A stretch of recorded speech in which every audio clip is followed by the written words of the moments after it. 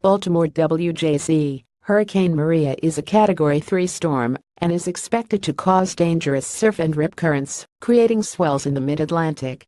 The National Weather Service says beaches along the southeastern U.S. will be affected, which includes Maryland shores. Maria has been moving away from the Bahamas into the open waters of the western Atlantic. The hurricane's maximum sustained winds are at 115 miles per hour. The hurricane is moving toward the northwest at around 9 miles per hour, but a turn toward the north is expected by Saturday evening.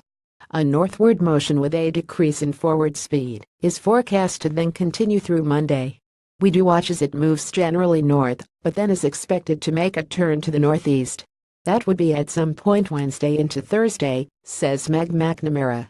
Meg says computer models, for the most part, are in agreement about the turn to the northeast, which would take it away from the U.S. swells generated by Maria, are increasing along portions of the southeastern United States coast and Bermuda, and will be increasing along the mid-Atlantic coast Saturday night and Sunday.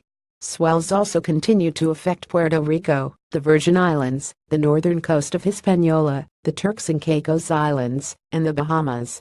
These swells are likely to cause life-threatening surf and rip current conditions.